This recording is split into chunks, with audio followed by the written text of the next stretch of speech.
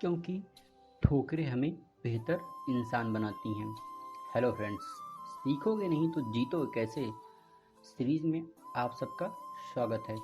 आइए शुरू करते हैं। हम सब चाहते हैं कि हमें जीवन के हर संघर्ष में सफलता हासिल हो। हम जो भी सपना देखें वह एक झटके में पूरा हो जाए। हमारे पास दुनिया को अपने कदमों में झुका सकने वाली ताकत हो, बेशुमार दौलत, ऊंची सामाजिक हैसियत। सच तो यह है कि हमारी भूख इससे भी कहीं ज़्यादा है। हम चाहते हैं कि हम जीवन के किसी भी युद्ध में पराजित ना हो और हमें चुनौती देने वाला हर व्यक्ति हमसे पराजित हो जाए। गौर से देखें तो जीतने की इस भूख के फायदे भी हैं और नुकसान भी हैं। हालांकि लोगों का ध्यान प्रायः इसके फायदे पर ही जाता है। यही कारण है कि हमारे माँ बाप और अध्यापक बचपन से ही हमारे भीतर यह भूख भर देना चाहते हैं कि उन्हें लगता है कि इसी किलर इंस्टिंक्ट की बदौलत व्यक्ति सफलता के चरम स्तर को छू पाता है। इसीलिए वे बच्चों को सिकंदर, नेपोलियन और पृथ्वीराज चौहान की झूठी सच्ची कहानियाँ सुनाते हैं। वे बच्चों को बचपन से ही अव्वल स्थान पर पहुंचने और बने रहने का संस्कार देते हैं।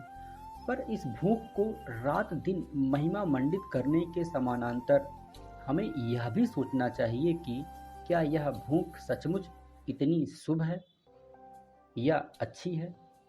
भूलना नहीं चाहिए कि जीतना एक तुलनात्मक स्थिति या रिलेटिव पोजीशन है। जीतने में ही यह अंतर्निहित है कि कोई जीतेगा तो कोई जीतेगा, कहने में ही यह निहित है कि कोई हारेगा भी। आमतौर पर जब एक व्यक्ति जीतता है तो 150 लोग हारते भी हैं। किसी कक्षा में जब एक बच्चा पहला स्थान हासिल करके खुशी के लहर में डूबा रहता है तो ठीक उसी समय बाकी बच्चे पराजय बोध से तिलमिला रहे होते हैं, भले ही उनकी पीड़ा पर किसी की नज़र न जाए। अतः इस बात पर गंभीरता से सोचा जाना चाहिए कि क्या एक व्यक्ति को आत्ममुग्धता का मौका देने के लिए बाकी 99 को कुंठा में ढकेलना उचित है। यह हमारे समाज का भयानक सच है और विद्यार्थी जीवन में तो इसकी कड़वाहट का एहसास सबसे तीखा होता है। इसी नाजुक उम्र में यह समझना बेहद ज़रूरी है कि हार हमेशा बुरी नहीं होती है। उसे भी जीवन के एक स्वाभाविक हिस्से की तरह लिया जाना चाहिए। सच यह है कि लगातार मिलने वाली पराजय भले ही इंसान को तोड़ देती हो, पर कभी कभार लगने वाली ठोकरें इंसान को बेहतर ही बनाती हैं, उसे ठीक से मांज देती हैं। थोड़ी बहुत ठोकरें खाने का पहला फ़ायदा यह है कि इससे व्यक्ति में धैर्य और जुझारूपन जैसे चारित्रिक गुणों का विकास होता है। आजकल कई मनोवैज्ञानिक मानने लगे हैं कि व्यक्ति के सफलता में बौद्धिक क्षमता यानी इंटेलिजेंस और भावनात्मक समझ यानी इमोशनल इंटेलिजेंस से ज़्यादा बड़ी भूमिका लगन या परजिवरेंस की होती है। परजिवरेंस का अर्थ है कठिनाइयों से डरे बिना अपने उद्देश्यों की साधना में लगातार जुटे रहना। इसके उदाहरण दुनिया में भरे पड़े हैं। याद रखिए कि थॉमस एडिसन लगभग 1000 विफल प्रयोग करने के बाद बल्ब का आविष्कार कर पाया। आइंस्टीन को तो मंद बुद्धि बालक बताकर स्कूल से ही निकाल दिया गया था। इन सब की ताकत यही थी कि विफलता के इन क्रूर क्षणों में भी ये टूटे नहीं बल्कि अपनी जिद पर अड़े रहे। आज तो कल्पना करने से ही कंपकपी छूटती है कि हर विफलता के बाद इन महापुरुषों ने अपना आत्मविश्वास कैसे बनाए रखा होगा। विफल होने का दूसरा फायदा यह है कि व्यक्ति के पैर जमीन पर टिके रहते हैं। इसके मन में यह एहसास बना रहता है कि वह दुनिया का मालिक नहीं है, बल्कि समाज में और भी लोग हैं जिन्हें ईश्वर या प्रकृति ने योग्यता बख्शी है।